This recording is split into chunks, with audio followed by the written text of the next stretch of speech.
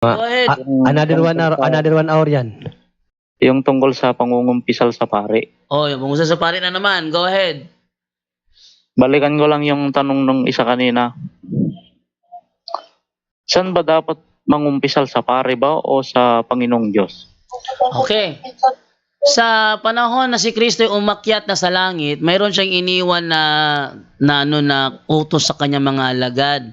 Kung babasahin natin yung sinasabi sa Juan 20:23, ganito ang ating mababasa. Yan. Kung patatawarin nyo ang kasalanan ng isang tao, pinatawad na siya ng Diyos. At kung hindi nyo patatawarin ang kanyang kasalanan, hindi rin siya pinatawad ng Diyos. Sa aming mga Katoliko, yan ay kumpisal. Bakit? Ang kausap dyan, mga apostol. At sila'y binigyan ng authority na magpatawad ng kasalanan. At huwag magpatawad ng kasalanan. Ngayon, kung ang tao pinatawad nila, ibig sabihin, pinatawad na rin yan ng Diyos. Pero kung yung tao hindi nila pinatawad, so hindi rin yan pinatawad ng Diyos. Sa amin, yan ang kumpisal. O, tanong. Pero sa pari ba dapat mangumpisal? Ang mga apostol, mga pare yan. Bispo pa nga eh. Paano ka ba tatawarin kung ayaw mong humingi ng tawad? At saka, authority ano, tingnan mo, kung patatawarin ninyo ang isang tao, pinatawad na siya ng Diyos. At kung hindi nyo patatawarin ng kanyang kasalanan, hindi rin siya pinatawad ng Diyos. Napakalino na authority yan na magpatawad at hindi magpatawad. Walang ganyan sa protestante, bro. Walang ganyan. Katoliko lang. Pero sa inyong mga Katoliko, bro, normal lang ba na kahit nagkakasala yung isang miyembro nyo, ay... Bakit bro sa inyo hindi na ba nagkakasala? Ganun. Bakit sa inyo bro hindi na ba nagkakasala mga membro niyo bro? Bro? Depende naman sa pagkakasala, bro. So nagkakasala din pala kayo. Sige. Ano yung Halimbawa, pagka pumatay ka ng tao, Iba na yun. Yung tanong mo, bro? Anong tanong mo, bro? Yung pangalawang tanong mo? Brother Jando, Yes, brada. Diyan ka ba, boss? medyo inantok na po ako. Magsabihan na lang yung nag-live sa akin na malipat sa ating mga kasamaan. Then, isa na lang, nakatulog po ako eh. Ang isa na lang yung, dahil medyo pagod ako sa 2 araw na seminar. So, yung tanong niya na saan po ba mabasa na magkumpisal sa pari? Pakibasa na lang yung Ecclesiastes 5:6, Brother Jando. Yan, mag-good night na po ako sa lahat. O, sa ano yun?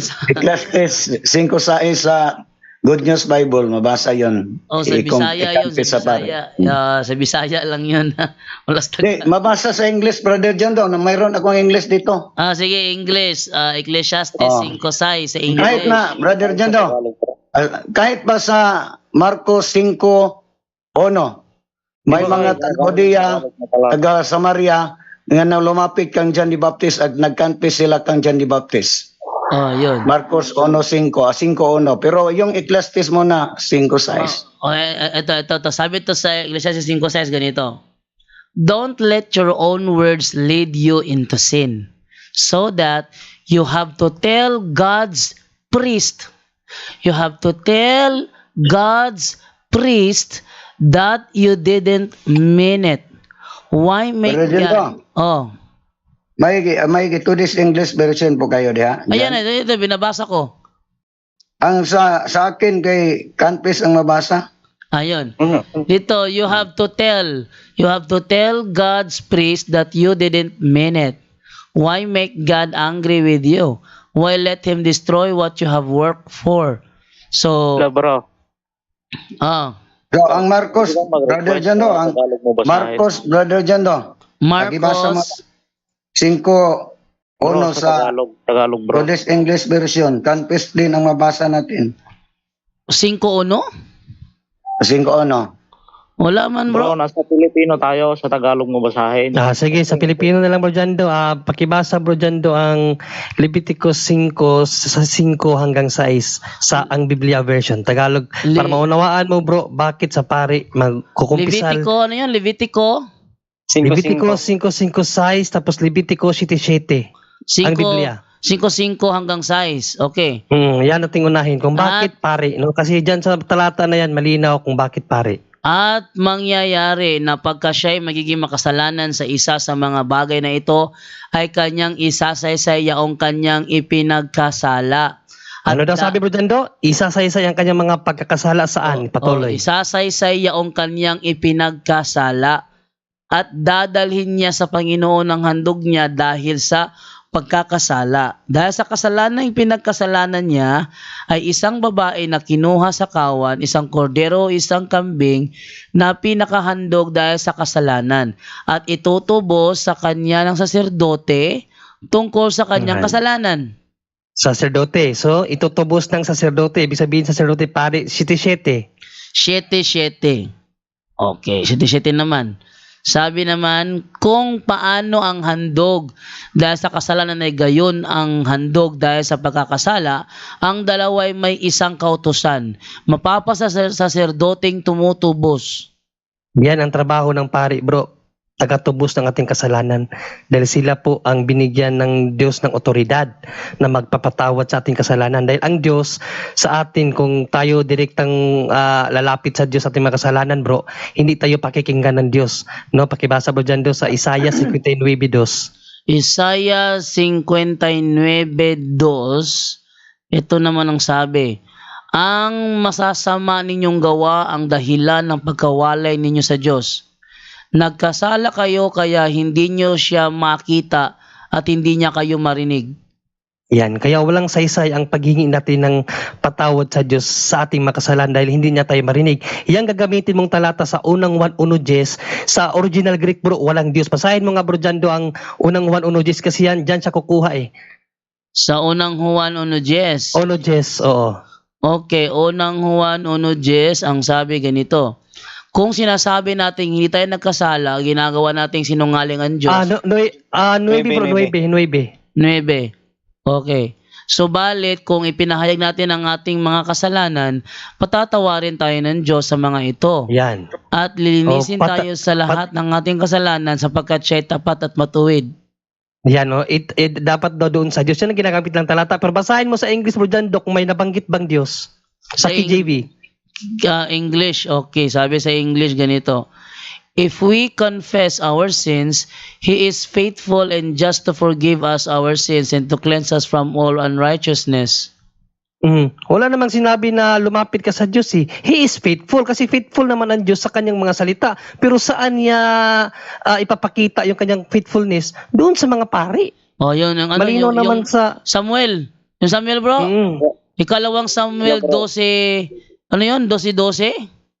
Bro. Sige, try mo bro. 12-12 ba yun ng Samuel? Eto. Hindi. Sabi ng sundalo dito ni Cristo. Eto, 12-13. Pilipino daw ayaw ng English. 12-13 pala, 12-13. Ito sabi 12-13. Sinabi ni David kay Nathan, ayan. Nagkasala ako sa Panginoon. Sumagot si Nathan, pinatawad ka na ng Panginoon at hindi ka mamamatay sa kasalanan ginawa mo. J. Corpus, tanungin ko lang klaruhin ko lang itong talatang ito ba kumpisal?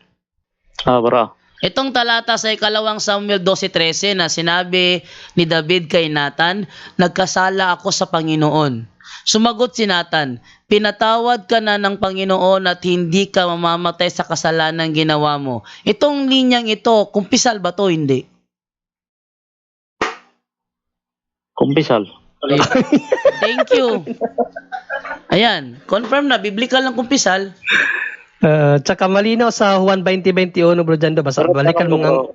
Wala bang nababasa sa Biblia na sinabi ng Diyos na sa Diyos ka lamang lumapit pagka ikaw nagkasala?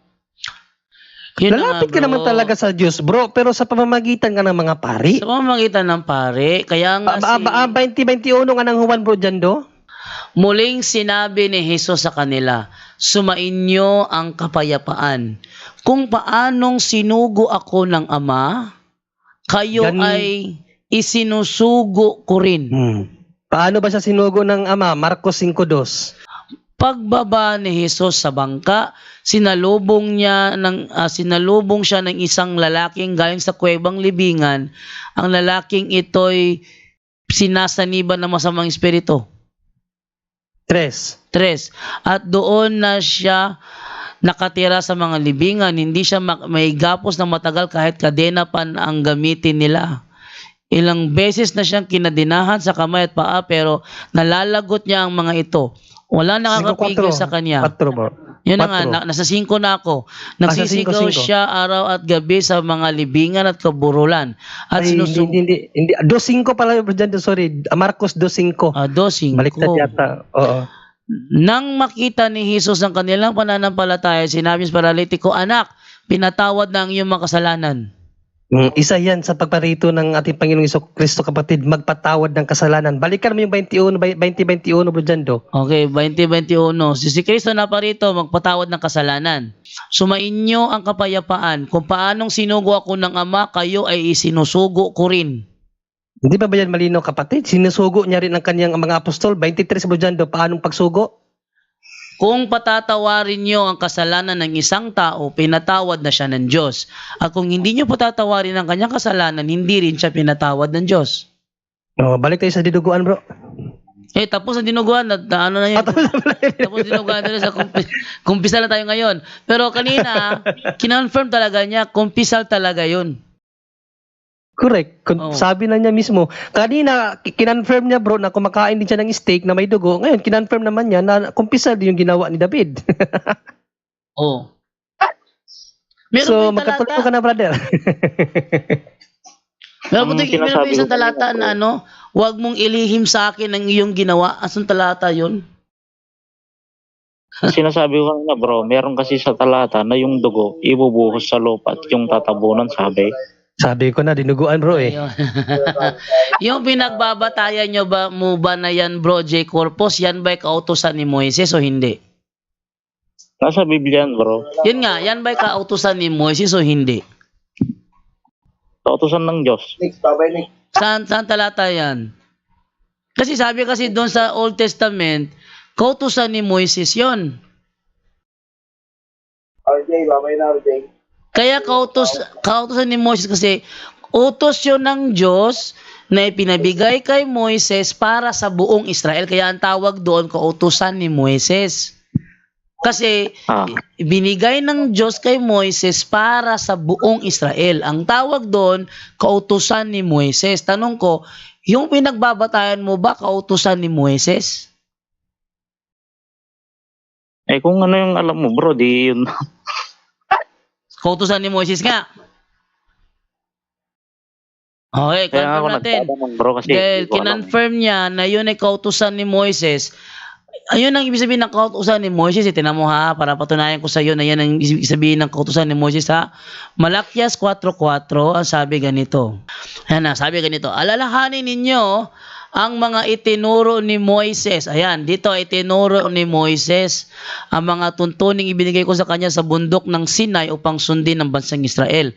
Dito itinuro ni Moises. Sa ang dating Biblia nakalagay dyan, alalahanin ninyo ang kautusan ni Moises na aking lingkod, na aking iniutos sa kanya sa Horeb para sa buong Israel.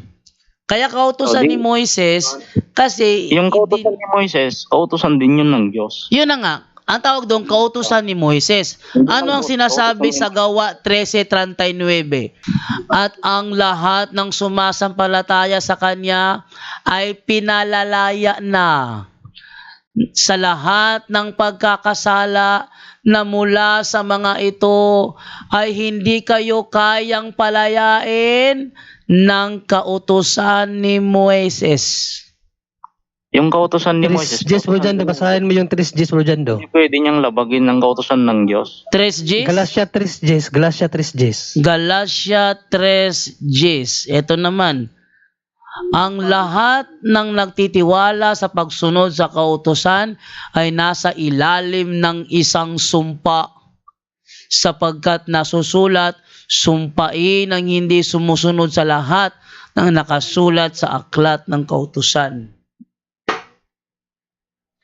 Kaya, Hindi ba bro, yung utos ni Moises, utos din yun ng Diyos. Para sa buong Israel nga, tama? Dalawa yan, bro. Dalawa. Wait lang. Yung kautusan ni Moises, utos nga yun ng Diyos para sa buong Israel, tama ba? Lahat ng utos ng Diyos. O, para sa buong Israel. Nasa Israel ba tayo ngayon? Grabe talaga. Sobra. Pinawi ako doon. J. Corpus, ayon sa talata, ang kautusan ni Moises para sa buong Israel. Tanong, nasa Israel ba tayo ngayon?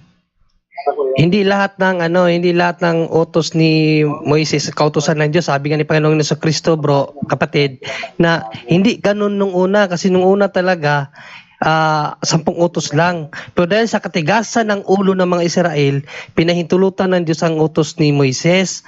Pero hindi yan ang pinaka-utos talaga ng Diyos. Kasi kung sasabihin mong utos ni Moises ay utos din ng Diyos, parang nagbanggaan ang utos ng Diyos. Bawal pumatay, tapos pumatay ang batas ni Moises bilang gobyerno ng Hudiyo, ang magkasala ng is papatayin. So magkakontra yun. Pero pinahintulutan yun ng Diyos, bro, kasi dahil sa katigasan ng ulo ng mga Hudiyo. 'Di ba? Sabi nga ng Panginoong Jesucristo, bro. Ano nga ba talata yun, bro Jando? Yung Nakalimutan ko. bro, yung sinabi ng Panginoong Jesucristo, bro, na hindi ganun nung una. Nakalimutan ko. Basta yung Meron yun eh. basta yung ganun yung J. Corpus, ha. Ayon sa Biblia, ang kautusan ni Moises ay para sa buong Israel. Tayo, wala sa Israel. Yun lang masasabi ko. Ang pinapaabot niya kasi, bro Jando, lahat ng utos ni Moises ay utos ng Diyos. Hindi. Mayroon lang ipinahintulot ang Diyos gawa ng katigasan ng ulo ng mga Hudiyo. Pero mong sabihin lahat ng utos ni Moises kasi hindi nag-utos ang Diyos kay Moises na pumatay ng Hudiyo. Bawal nga pumatay eh. 'Di ba? Pero sa batas ni Moises bilang Hudiyo kasi ang panahon ni Moises, 3 ang sinusunod nilang batas. No, batas ng Diyos, yung tinatawag nilang moral law, tinatawag na Ceremonial law.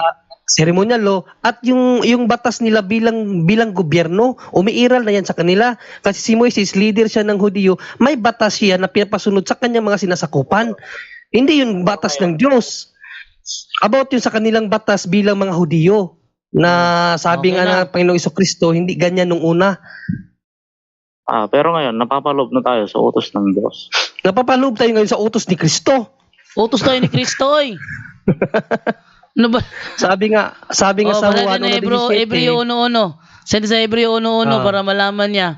Ito, sabi sa Hebreo 1:1 hanggang 3. Noong una, nagsalita ang Diyos sa ating mga ninuno sa iba't ibang paraan at sa iba't ibang paraan sa pamamagitan ng mga propeta. Yung kay Moises. Ngunit sa mga huling araw na ito, huling araw, siya'y nagsalita sa atin sa pamamagitan ng kanyang anak. Saka yung Anak. 17 ng Juan, bro Jando. Oh. Yun nga. At eto naman, unang Juan 3:23. Yan, unang Juan 3:23. Anong sabi rito? Ito ang kanyang utos. Sumampalataya tayo sa kanyang anak na si Jesucristo at magmahalan tayo gaya ng iniutos ni Kristo sa atin. So hindi kasama dito yung mga gusto mong kautusan. Ang sa atin ngayon, bro, kautusan ni Kristo. Ito ha, Galatia 6:2. Ayan, tingnan mo ha. Ito, magtulungan kayo sa pagbuhat ng pasanin ng bawat isa. Sa gayong paraan ay matutupad ninyo ang kautusan ni Kristo. Aba, pag tayo pala, J. Corpus, nagtutulong-tulungan sa halip na magbangayan, natutupad natin ang kautusan ni Kristo. Kahit pa kumain kami ng dinuguan, kayo hindi. As long as tayo'y nagtutulungan, natutupad natin ang kautusan ni Kristo. So hindi nga counted yung dinuguan dito. Sige bro, ito na huling tanong ko bago kan. Another 1 hour yan. Yeah.